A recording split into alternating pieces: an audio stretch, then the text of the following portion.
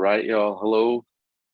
I am very excited to be with you all today, tonight, on the eve of Mental Health Awareness Month, May 2023. My name is Dr. J. Rocky Romero.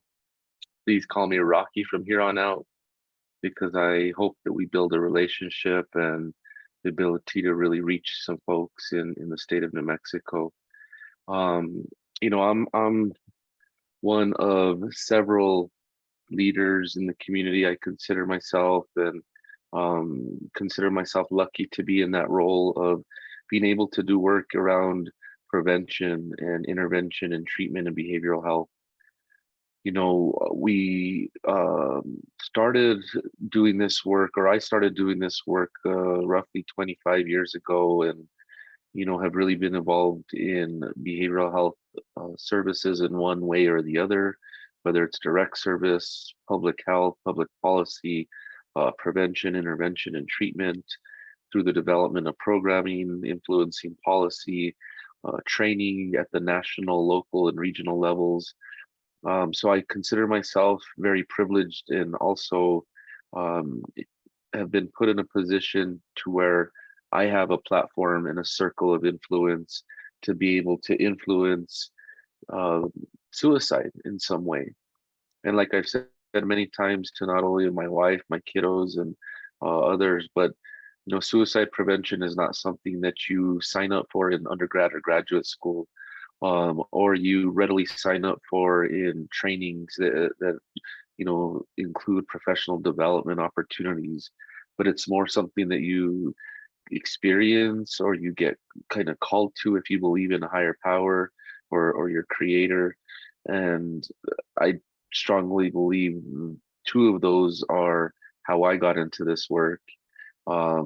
Primarily through initially experiencing an elective or a brief course in graduate school about suicide prevention, and probably nothing more until right around 2012. Our family was impacted by suicide when my step kiddos, and of course they're my kiddos, been with them since they were 4, 5, 6 years of age, were impacted by suicide by losing their dad who took his life by suicide. So from that point, my wife and I had to be there for them in whatever way we knew how as parents.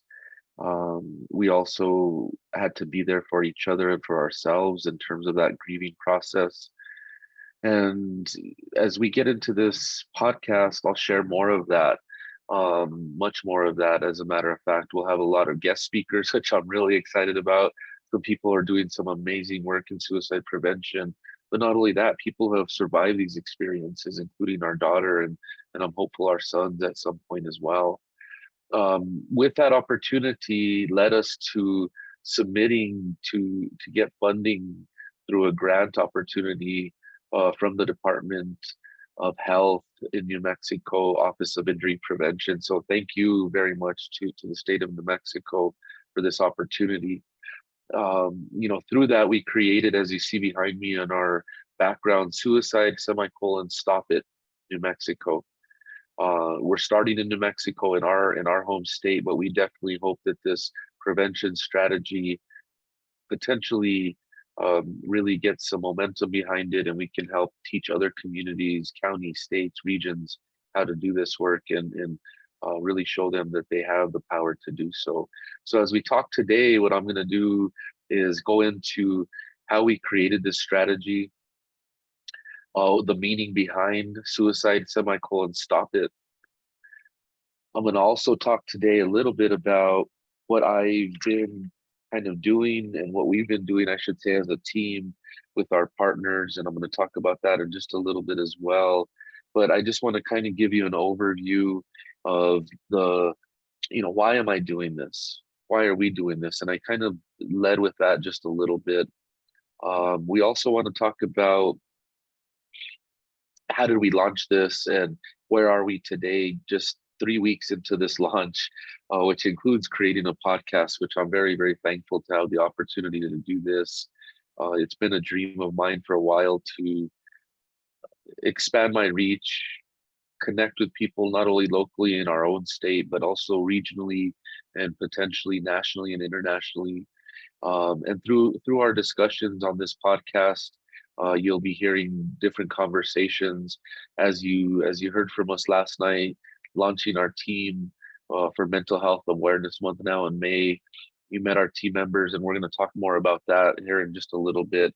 But the end of our podcast, what I always want to end with are hopefully some strategies, some ways that you can leave this podcast not only thinking about how you can influence, impact, and change lives, save lives, potentially through just understanding the warning signs and really being able to, in some ways, help reduce the stigma around people who experience suicidal ideation, or even more generic, and even before that person gets to that place of thinking of suicide, even just thinking about mental health challenges, right? Which we know, and I hope you all are aware, and we're going to get into this dialogue throughout our next several podcasts. And just so you know, the format is basically going to be launched into where we get into some basic interviews with people in the community. I do some testimony, bring on people who also do their own testimony. And then we also, like I just mentioned, share some tips on how to kind of take this conversation forward. The format that we're going to have more broadly from week to week and month to month is we're hoping to be in a position where we present at least in the month of May, one podcast per week. And then depending from that point forward, how much content we have, guest interviews and production and all that good stuff, we may be able to do that bi-weekly or at least monthly. And we are committing to at least doing one podcast per month. And I'll get into how that's going to hopefully work with some of the funding. Now, I wanna just mention a couple more things before we get into this. Again, I want to say thank you to our sponsors. I want to say thank you to our partners at Clarity Media, Multimedia. I also want to say, of course, to our small business, JR Romero and Associates, my wife, Fran Martinez Romero, who always supports my crazy and wild ideas and is there 110%. And I can't thank you enough, baby. Um, to our kiddos who are allowing us to share some of this work with you and share their stories, I hope down the road. I can't thank you enough. So just want to start with that. So session one, May 1st, on the eve, I should say, of Mental Health Awareness Month. We come to you from a place of experience, a place of it being impacted by the loss of a suicide. And with that, we definitely want you to understand the meaning of our slogan. Really going to be for this project is going to be our logo, if you will. But we created this logo, and believe it or not, I drew it up on a on a little yellow sticky note. And we created this, or I created this actually a couple of years ago before COVID. And then we had COVID, and we had a break in our funding and our sponsorships on a local and national level. And then now we're able to revisit it. So the semicolon for us in Suicide Semicolon Stop It means that we want to spread this globally. We feel that suicide is something that we can spread the message in order to reduce stigma. We can build communities and small networks of individuals who feel competent and are ready to go out and, through a train the trainer model, train other communities on how to do this prevention work and use this strategy. We've also created a generic Suicide Semicolon Stop It without the New Mexico intentionally, so that if you're going to do this in your county or your region or your state or city or country, you can insert that under Suicide Stop It, so it becomes your movement, and we help facilitate and teach you how to implement this plan. The word suicide, we want people to know that suicide is preventable. Is it complex and is it difficult? Absolutely. But we know that suicide is the 12th leading cause of death in this country. We know that when you experience 3 to 4 adverse childhood experiences in your lifetime, you may be 12 times more likely to take your life by suicide. So these statistics are really stacked in a position where we have to kind of knock them down as we go, as we start to spread this message around suicide is preventable. And people can also recover from having mental challenges, mental health challenges where they may feel suicidal, or they may even have spoke about suicide. We even know that when individuals are in situations where they may have experienced a loss by suicide, that they can also move forward in recovery. So the semicolon, as many of you know, this is not a new symbol that is meant to symbolize. If you have kind of looked at that and looked at our website, Suicide Stop It, .com, and you'll see that we're really in a position to help kind of explain that a little bit more as it means, or what it means to us. So here what we mean is that, or usually the semicolon in any grammar or story, the author is essentially saying that his sentence or his thought is not complete, so he's going to continue that thought. And it can be a complete separate thought from the original, but in some ways has a continuation, or obviously pertains to the larger story. But what we mean, and we believe that in terms of the symbolic meaning of it, but we also truly believe that if you are a family or an individual or a community that has been impacted by suicide, the semicolon is our opportunity to pause and catch our breath and then write the rest of the story. And the rest of the story can be based in recovery. It can be based in love and compassion. It can be based in healing, holistic healing, through not only medical, behavioral health, but also through traditional healing, such as curanderas, midwives, and natural healers, community healers. We also know that the semicolon can also mean that it doesn't have to stop there and be passed on through generational trauma. The story can change.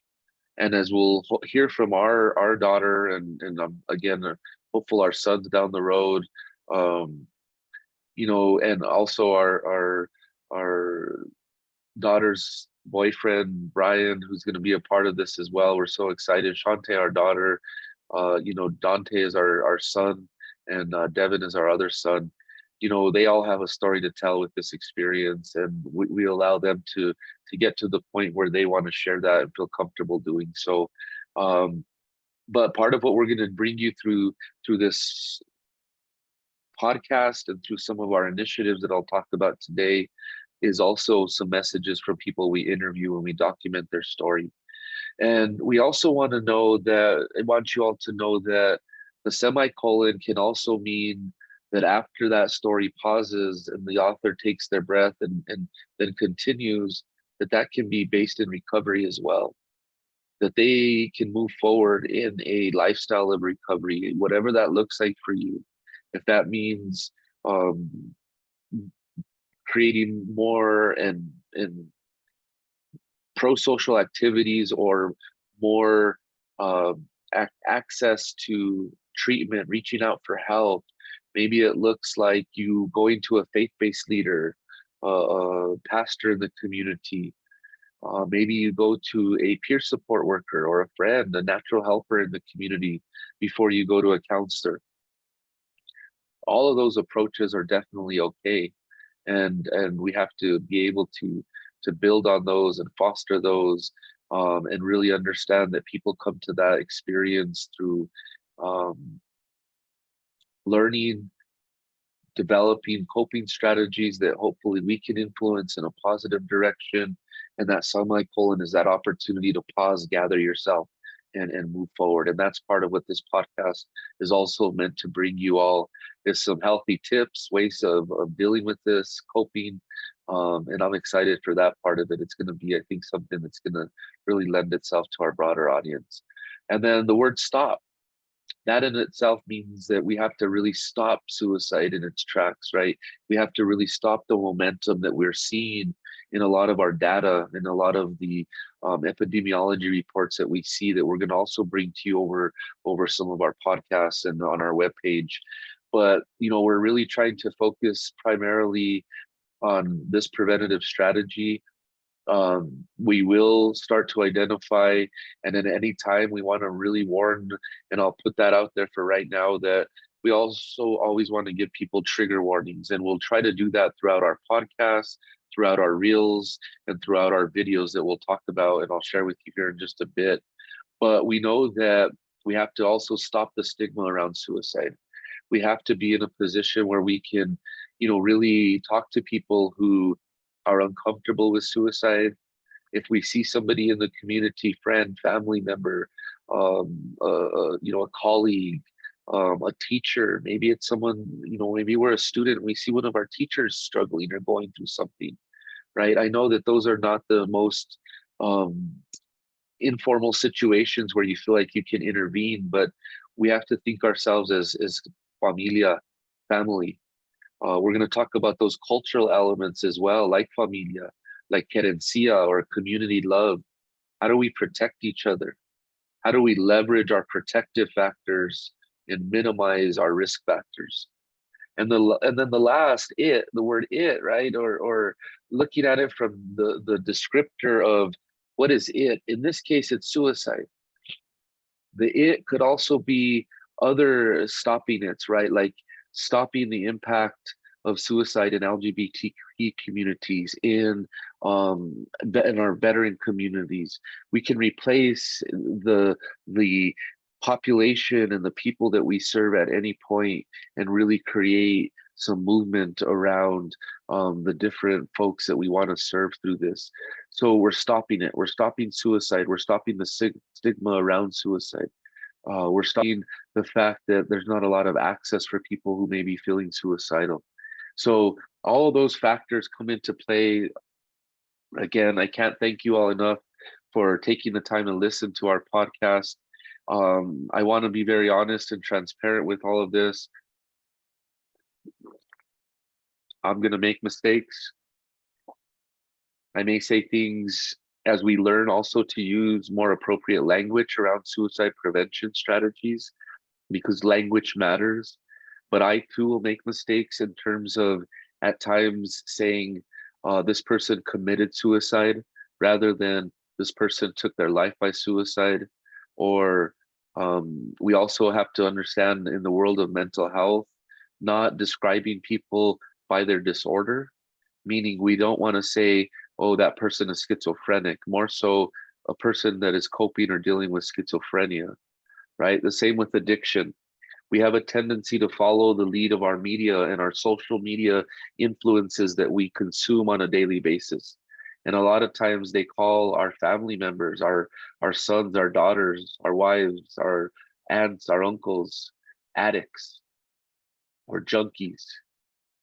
At the end of the day, they're our family member. They're loved. They may be struggling with mental health disorders, mental challenges, maybe before a mental health disorder, or even feeling suicidal or depressed or sad.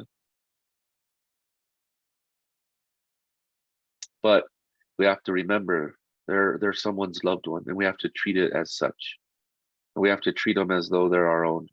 Because in New Mexico, we firmly believe in querencia. We firmly believe in the culture of familia and family values, and with that comes respect and respeto, right? That we're going to continue to build upon in this podcast and in our movement. So, like I mentioned to you guys, our podcast is definitely one that we want to base on and in and on as a foundation, building blocks of any movement that me, my wife, and our family puts ourselves behind, is one of love, compassion. We want to build, and through that love and compassion, I should say, we want to build and build on the foundation of hope. And how do we do that? We do it through leveraging resilience. And New Mexican, we're resilient people. As a family, we're resilient people. My wife, my kids are resilient people. I'm resilient. Each of you that is still with us and you're listening to this and you're hearing these words, you're seeing our suicide stop it. You're resilient. You're still here. Even if you've had a mental health challenge, even if you've had thoughts of suicide. And all of this is based on the possibility of recovery. We have to know that suicide, as I mentioned, is a very complex, very um, changing mental health challenge that people go through and crisis that people go through. And I want all of you to know, I've been a licensed clinical social worker for 20, going on 23 years now. But I'm coming to you in more of a capacity of talking to you as community members. Um, we definitely have a component of our movement, which is our Suicide Prevention Summit on May 16th in Las Vegas, New Mexico. We'll go ahead and post the Eventbrite QR code and link to register. Please register soon if you are interested. We only have probably, I want to say probably 30, 35 slots left. So please register for that if you have the capacity. We're going to try to bring it live on Facebook Live, but we just don't know if we're going to have the resource to do that at this point. But with that said, that's where our training for clinicians, providers, peer support workers, that's where that comes from. In this podcast, I've committed to being transparent, being vulnerable, which is not an easy thing for me personally at times, but also for Latino males and Chicanos, Nuevo Mexicanos. It's not hard. It's not easy for us to open up. Sometimes machismo gets in the way of that. And that's a separate podcast that we'll get into machismo and dissecting what that means, what that looks like down the road. But one thing that we want to also really highlight through this podcast is that members of our community are struggling. Members of your family are struggling right now. And maybe you've seen signs and symptoms, which can be a number of different things. Maybe you're in the norte, Nuevo Mexicano, the norte, that experienced the fires, the disaster. Maybe you're feeling tired. Maybe you feel like giving up. Right? We all fall in those places where we may not know what to do, who to reach out to. We may feel macho. We may feel like, God, I don't need help. I've gotten through this. My dad got through this. My grandfather got through this. You may be feeling, after a year of experiencing the disasters, overwhelmed. After COVID, some of you maybe have lost a job or maybe haven't been able to find gainful employment over the last year or so, and you're feeling down on yourselves. Right? Maybe you're not in the career that you thought you'd be in. Maybe you're not in the position at the age that you felt you should be. Right? We all experience those. So those are the real stories, discussions that I want to bring to you on this podcast. But I also want you guys to hear from our leaders. I want you to hear from our congressmen and women, people. I want you to hear from our leaders in the community, state legislators and representatives. So we have a few of those folks that are going to be doing some work with us. I'm really excited to also mention Ane Romero, who's a friend of mine and my wife, and we feel really honored that she's willing to co-host a few of our podcasts with us. And she was going to give you just a total different view and lens, not only on her work in prevention, intervention, but also on a congressional and national level. And many of you know Ane, I'm sure, from other realms. Her affiliation with Congressman Lujan's office, which I'm sure she'll disclose and discuss with you as we move forward. We also have some opportunities to partner with Que Suave Radio, and I'm hopeful KNMX up north. that are going to bring you PSAs about our suicide prevention strategy. So be listening for Suicide Stop in New Mexico tags and PSAs. But for the podcast part, like I was saying, I want it to be something that's more of a conversation, something that is allows me to do some um, possibly healing of my own, but also be open to sharing ideas on how we can prevent family from going down that road, colleagues from going down that road.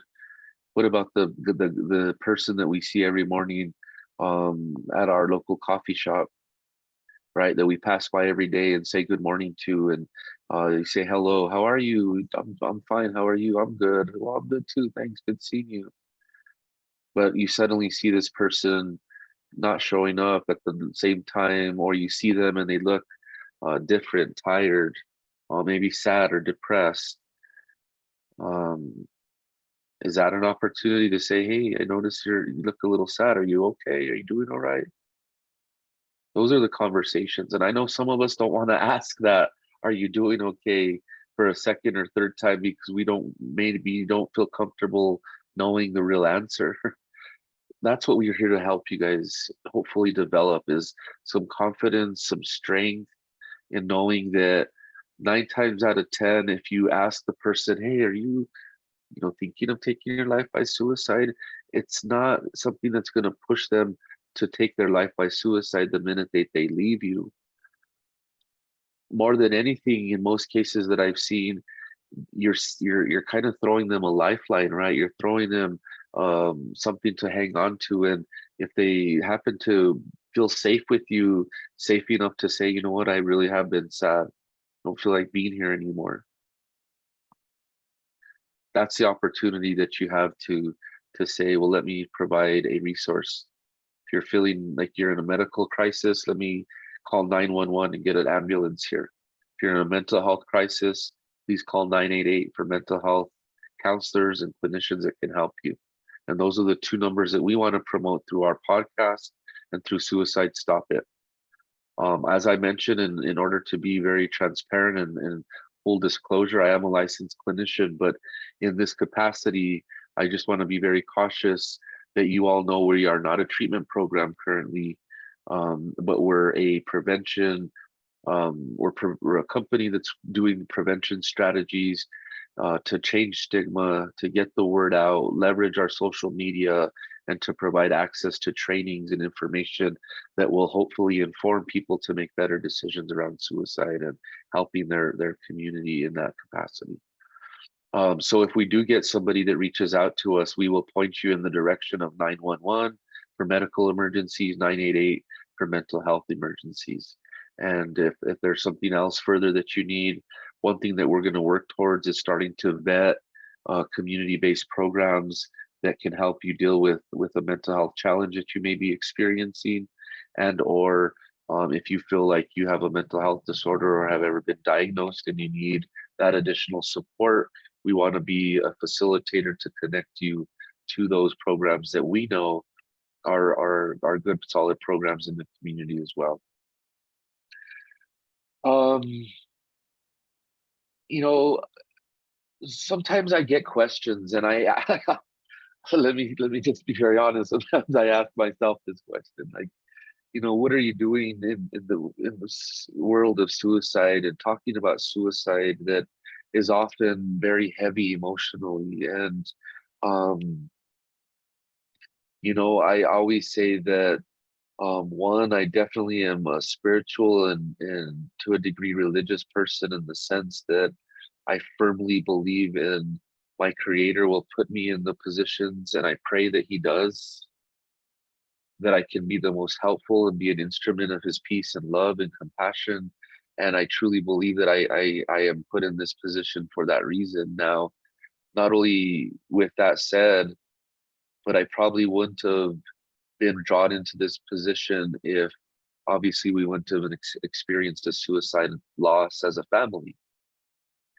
Now, with that said, the second part that drew me to be very involved was probably I want to say 5 years ago now, and I'll have to do the math to give you an accurate number. But I was also voluntold by my wife, Fran Martinez, who was reached out to by the state of New Mexico, asking if they can find a space to hold the first New Mexico State um, Suicide Prevention Coalition meeting. So my wife offered some space they have at the county, and after that meeting, she said, "Oh, by the way, I volunteered you to be a part of this coalition, and here we are 5 years later," which um, we've done some really good work, and I'm thankful to the state of New Mexico again, Office of Injury Prevention.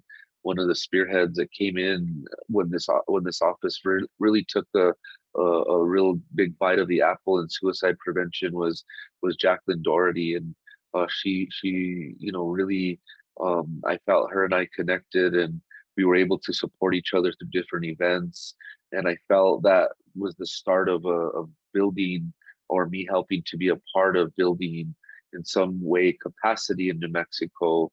And then the state,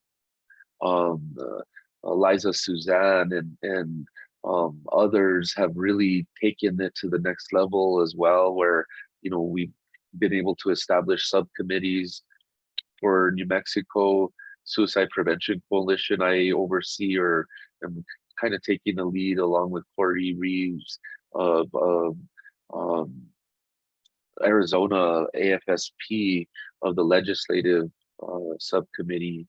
So we're just looking at legislative issues in the state. So you'll hear me on occasion talk about what strategies you have to think about in the state as members of this state, and really knowing what your tax dollars are going to around suicide prevention as well. So with that said, with our experience with suicide firsthand as a family, as well as our experience in program development, leveraging of resources, funding, policy development and advocacy, program evaluation, training, specialized training, we really felt our company and our business and our family was in a position to help New Mexicans. And that's what we truly believe, is New Mexicans helping New Mexicans, right? New Mexicans, which I am very proud, and I can't say that enough, which I hope you all obviously saw our use of the Zia symbol in our logo, which we definitely feel we want to represent our state, the origination of the Zia symbol from Zia Pueblo. We want to give all due respect to Zia Pueblo and our indigenous communities. And our plan is also to reach out to the leadership in the Pueblo to let them know of our use of the Zia as well. And also understanding that, New Mexico has done some legislative work to allow for that use, which we know gets used pretty widely.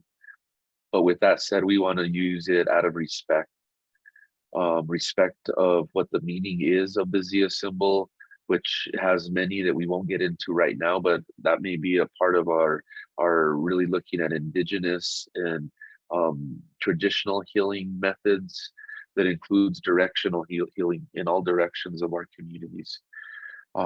So, we want to really make sure that through this time that we have with you all, that it's productive, right? But that we also use different ways to heal through these conversations. And sometimes that may be humor, right? And there's nothing funny about suicide. There's nothing funny about people losing their life to that. But there's also some healing aspects by laughter that we have to leverage. So you will hear us bringing in and talking about, and thinking about ways that we can make people laugh and make people use these prevention strategies and take them to youth, where we can't always sit and talk so serious with youth. We have to engage them in different learning styles, and sometimes that's through the use of humor. So we'll talk about what those strategies look like as well. We definitely want you to know that we took this initiative on, and we just launched this project. Believe it or not, we submitted our grant proposal to the state probably about, I want to say 6 months ago or so. And due to state government and the processes that be, we were just notified about a month ago, 2 to 3 weeks ago, in terms of the dollar amounts for this initiative. But one, we felt it was our calling as a family business, small business, Latino owned and run business, that we had the capacity to take this on and really do this. And one capacity building opportunity that we have, that we leverage through this, and we wrote this into our original proposal, 6 months ago, but we still had some time to implement some of these strategies, as well as our Suicide Stop It slogan and campaign and strategy, into the summit that we're having on May 16th at Las Vegas Highlands, the ballroom, 8 o'clock in the morning. It's an Eventbrite event. So if you look up clinical suicide prevention strategies in Indigenous and Latino communities, you probably will find it there in Eventbrite. We'll also attach in this podcast and in some of our reels the hashtags and other locations, including our QR code where you can register. So please register soon. Like I said, it's filling up fast. With that said, we really had to hustle and grind and put this together. So we're thankful that we are able to launch, and we're trying to use May as a mental health awareness month as a launch for this strategy and program. And with that said, we then have a 2-month turnaround in which to do some public service announcements. Like I mentioned, we're going to do that on local radio stations to not only leverage our adolescents and teens, which we're doing a hard push through social medias, Instagram, Facebook, etc. But we're also leveraging PSAs through our local radio, because we know a lot of our elders still listen to the radio. A lot of our adult listeners are really members of radio stations, committed to those stations. So we want to leverage all aspects of that. We also want to really take this campaign to the next level through some reels, which our daughter Shante Ortega is going to be doing, where she's going to be launching some reels this week. So please look at our social media page, Facebook. You're going to also see it. And again, you're going to see our podcast on there, and all this stuff will also be on our website. But she's going to bring you live reels on her own experience with the suicide loss, how she coped, strategies that she used. And we are truly coming to you from a perspective of, this is how we handled this as a family. This is how, in her experience, she's going to talk from the I perspective, first person of I experienced suicide this way, and this is what I did to cope with that. Like, I used my physical activity through exercise. She's a big proponent of Kangen live water, and she used water to promote health and healing. And I'm going to allow her to talk about that, which I know she is excited to do. And Hita, I'm so excited for you to share that message as well. I'm really honored that you're willing to work alongside your mom and I, and really help grow this. I think we're going to do some amazing things. And matter of fact, I know it. So we had 2 months, or have 2 months, to make it happen, Captain, and we're going to do it. And we want you all to be a part of this. We're excited. We have a lot of opportunities, I think. And so far, it's really been exciting. I'll share this with you in terms of kind of how we launched and where we are. And then I'm going to end, like we're going to end each of our segments with some tips that you can take away, some tips that you can leverage with your own family, with, just being aware of signs and symptoms. And then we also want you to be aware that you have the power to save lives. But until you're ready to do that, we want to continue to arm you, to get you ready for that battle. And we're going to hopefully give you those skills to do so. In order to be honest and open and share some of my vulnerability, I know, like I said earlier, the use of humor is going to come into play. but also I think you're going to see some tears shed through these messages, even from myself. And I'm okay with that. Maybe that's something we need to do, get to help others get through this machismo, or this big M machismo, this machismo that kills us as Latino males because we can't ask for help, because we'd rather foil under the pressure and the weight than ask for help. Well, I'm not going to do that. And I don't want my sons to do that. I don't want my nephews to do that, my nieces. I don't want, obviously, other males that I come in contact with, interns, fellows, mentees that I work with, right? My message is that I want to be vulnerable. I want to share with you. And I want to be able to show that it's okay to ask for help. If I need a therapist, as a therapist, I go see a therapist. I go ask for that help. I pray. I try to do things that I enjoy, like going to the mountains and going fishing, to cope with some of my stress and some of the um, emotional burden that comes with some of this work. But I think if you have the compassion, if you have now the knowledge and the willingness, you can be someone that saves people's lives.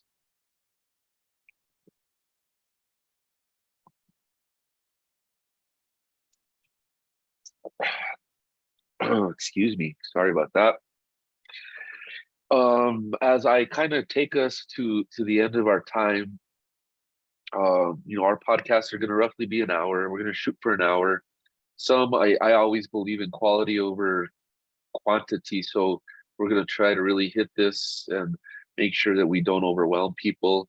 Like I mentioned earlier, some of the topics that we're going to discuss are maybe triggering for people. So we're going to put trigger warnings. We're going to remind you all about that sensitive information. Just looking over my notes, I want to really make sure I touch on the things that we all agreed to. Um, I really also want to recognize on our team that's come together thus far again. My wife, Fran Martinez Romero, I couldn't do this stuff without you. Um, you support me. Um, you bring such a wealth of knowledge and commitment and work ethic to this. I couldn't be more blessed with a better partner in life. And I thank God for you. To also, we want to thank Brianna, um, Aldarete Garcia, and Julio Garcia, from Clarity Media, multimedia small business company, woman owned, locally owned, and Julio Garcia, who opened the Advise Law Firm, who's also a part of this through his support, and obviously the family business. And then, of course, Shante Ortega, our daughter, who's going to be bringing you live reels, and as a social influencer, is really somebody that has grown not only her brand through some of her healing, but has also really grown as a leader and presenter. And Shante, I'm so proud of you. I can't express enough how I've seen you grow. I've seen you become your own and really leverage your voice, from the shy little girl that I met when you were 3, 4 years old to now an influencer and a leader. Uh, very proud of you.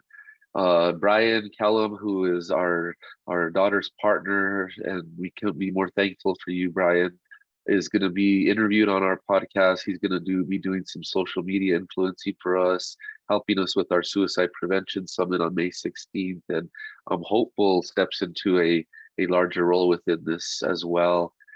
And then, of course, I want to recognize Dante, our son, Devin, our son.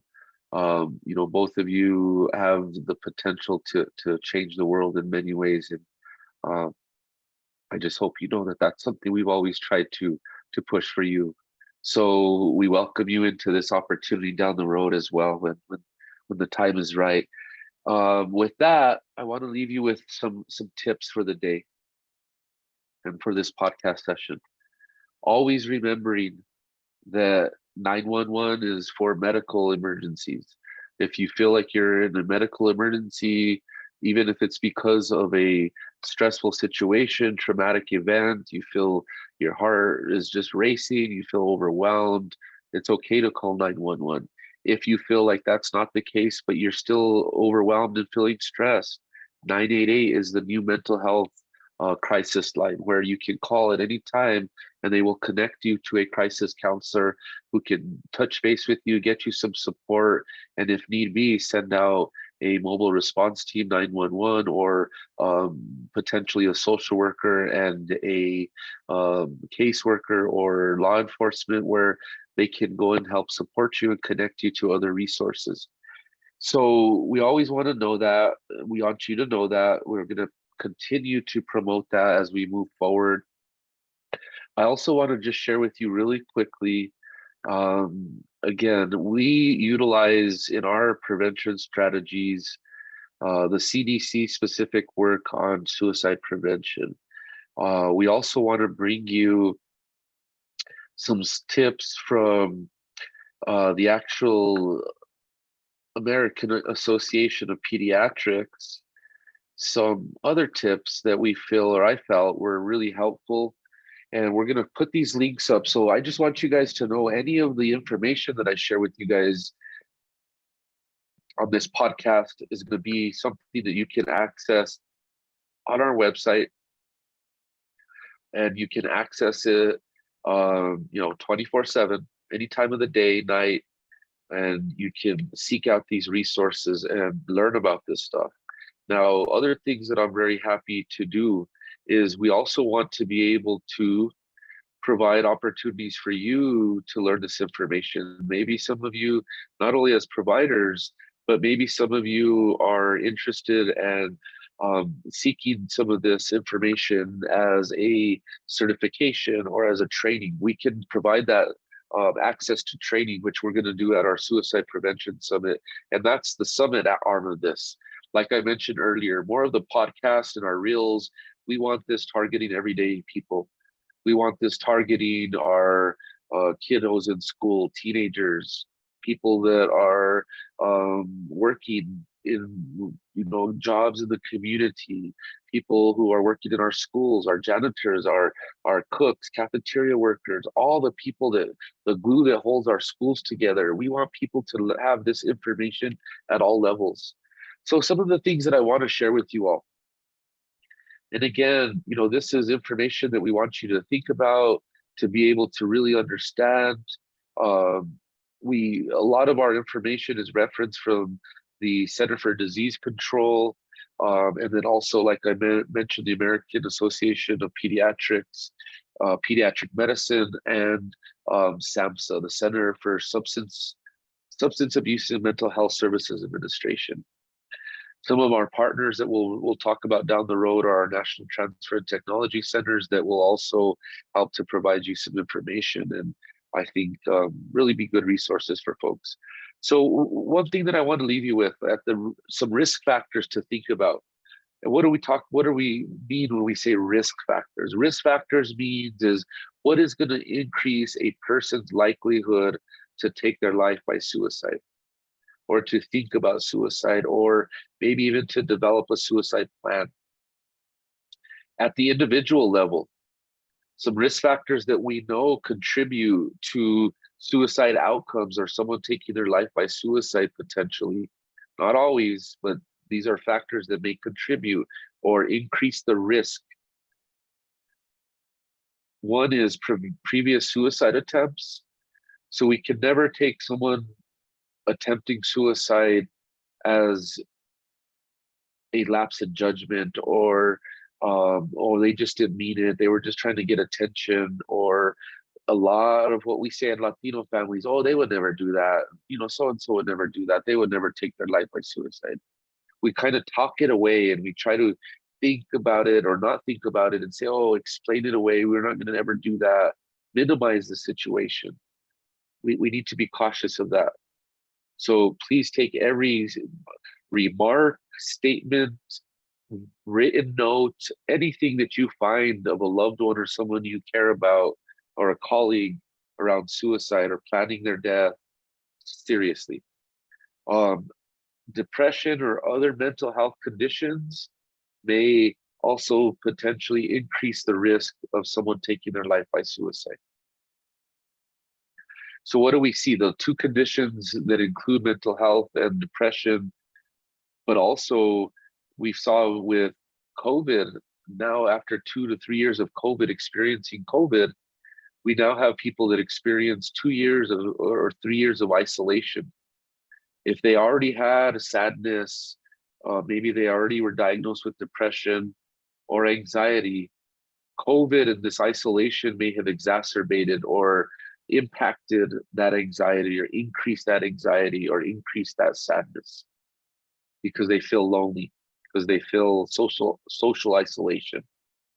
On the other side of this, which is very, very interesting, many people then utilize social media as a means of trying to relieve that isolation. And as we know, social media and all these media influences can create a lot of negative self perceptions, a lot of self esteem issues, a lot of questioning your own beliefs, and even cyberbullying, right? We even know on Facebook, you cannot know one somebody and they make a comment on your post and it can get into this big old argument and we engage in that and it creates a certain level of anxiety and stress in us. So we just have to really understand that. We also understand that substance use or substance misuse can lead to outcomes of suicide. One thing that my wife and I talk a lot about, and other groups that I work with talk about at times, are, how much would the rates and numbers, percentages of suicide deaths go up if we truly knew how many people took their life by overdose, whether it was intentionally or they just slowly started to recklessly use more and more amounts, not really caring if they woke up in the morning or that they came out of their drug induced state, right? We just don't know that, and that's something to me that is really, really sad. um I myself have tried to really stay in a life of recovery, in terms of my exposure early on to trauma and drug use, but it also led to my own drug use, right? And, my recovery, especially after a back surgery that led to the use of opiates, really took me down a path as an early professional that I had to make a decision. Um, and this is what was a time when I first moved to Albuquerque just out of graduate school and, really felt at that time like I had the bull by the horns. I was on top of the world in many ways, but at the same time, I was a functioning addict and someone dealing with balancing the use of pain medications to cope with a back injury, but also self-medicating and self-soothing well beyond the levels of what the medication was doing for my physical pain. Um, and probably came to realize that it was more the emotional pain. So substance use and these factors that we've talked about on an individual level can impact us at many different levels. Um, I also at that time, right out of high school and into college, had to finally make a decision that alcohol was not the solution for my problems. I very easily, given my grandfather died of alcoholism, several other family members who continue to suffer from that, and and friends, a lot of friends and community members that I know, right? We are exposed and have access to alcohol and other drugs as a really um, specific coping mechanism, and it becomes a part of how we learn to cope in adulthood, even though we learn those things in adolescence or even childhood. And for me, I finally had to say, because drinking became something that started to impact my college, my college dreams of an education and other things.